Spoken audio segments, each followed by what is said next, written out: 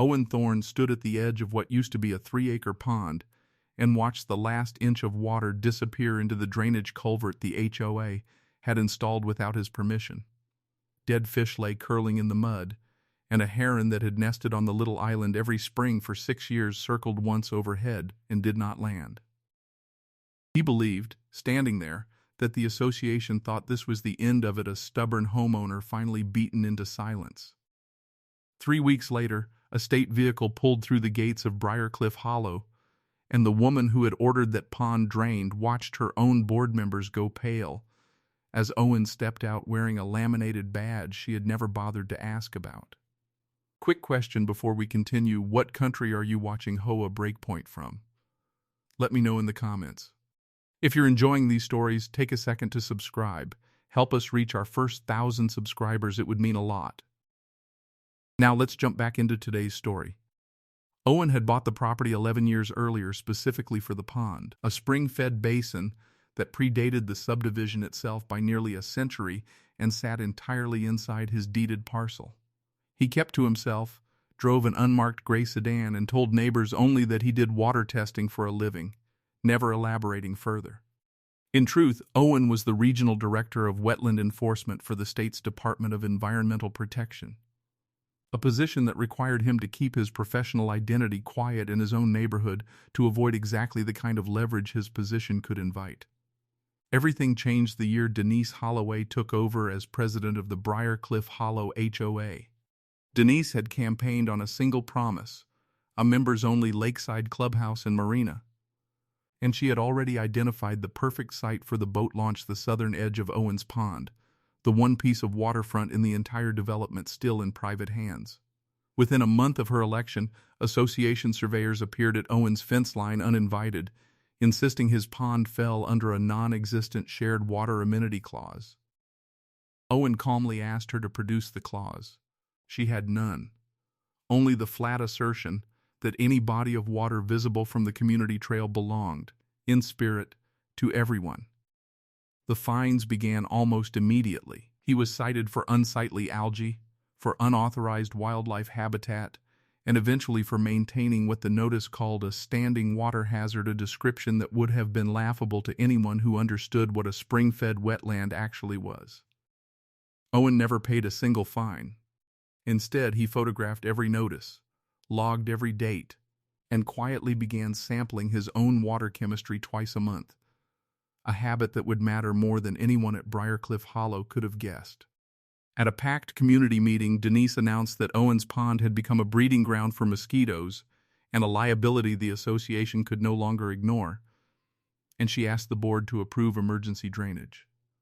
Owen stood and asked, in the same flat tone he used with permit violators 20 years his senior, whether anyone in the room had bothered to test the water before voting to drain a natural spring.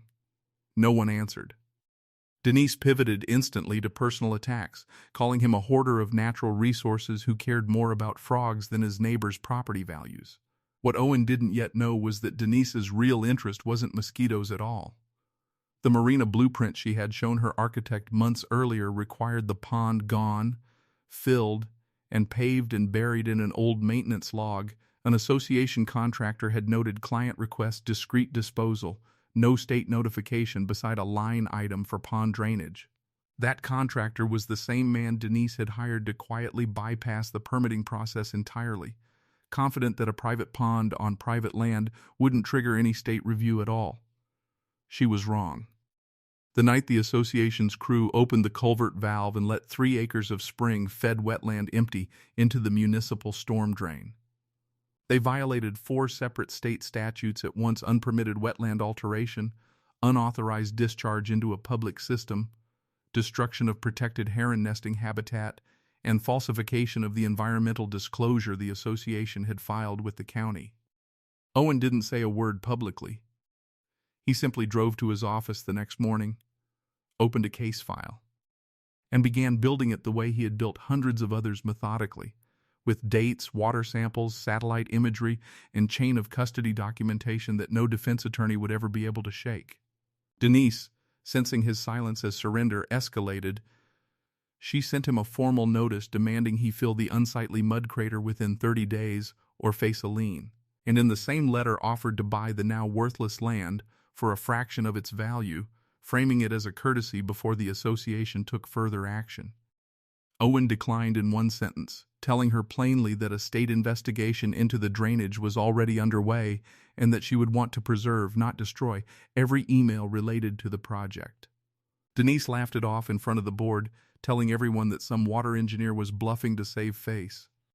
2 weeks later, an association work crew found the culvert access blocked by an official state seal, and Denise arrived to find 2 depth field trucks parked across her marina site, along with a stop work order bearing a name she recognized immediately. Owen Thorne, Regional Director, Wetland Enforcement Division. She had spent months mocking a man whose signature alone could shut down every project the association had planned for the next decade. The investigation moved quickly once it began. Owen's own water samples, taken monthly for years before the drainage, established a clean baseline that made the sudden fish kill and turbidity spike impossible to explain as anything but the direct result of the association's actions. Satellite records confirmed the heron nesting island had existed, undisturbed, for at least 8 consecutive breeding seasons, a protected pattern under state wildlife law. And the contractor Denise had hired, facing his own liability, handed over text messages in which she explicitly instructed him to get it done quiet. No permits, no state contact, along with a follow-up message assuring him the association's insurance would handle whatever happens after. At the administrative hearing, Denise's attorney argued the drainage was a good-faith mosquito abatement measure gone wrong, insisting no one could have anticipated ecological harm from clearing standing water. Owen took the stand not as the wronged homeowner, but as the state's lead technical witness, walking the hearing officer through 11 years of water chemistry data, migratory bird records, and the association's own falsified environmental disclosure, submitted the year before under Denise's signature, which claimed no wetland or protected habitat existed on any property adjacent to the development. The hearing officer asked him directly whether his dual role as both victim and enforcement officer created any conflict. Owen answered that he had formally recused himself from any decision involving penalties or fines, and had assigned an outside regional office to prosecute the case specifically so the outcome could never be questioned on that basis. The association was fined just under $400,000 for the violations, ordered to fund a full wetland restoration under state supervision, and barred from any future construction within 100 feet of a natural water source anywhere in the development. Denise was personally cited for falsifying the environmental disclosure, a charge that carried its own separate penalty, and she resigned from the board days before the association voted to dissolve her marina committee entirely. A year later, spring water had begun refilling the basin on its own, guided now by a restoration plan Owen had designed himself, using native plantings instead of manicured turf. The heron returned that April, circling twice before settling on the rebuilt island as though nothing had ever driven it away. A neighbor once asked Owen if it felt good to have finally beaten Denise Halloway. He said he hadn't beaten her at all, he'd simply done what he did for a living, which was wait for the evidence to speak for itself, and let the water tell the truth long after everyone else had stopped listening to it.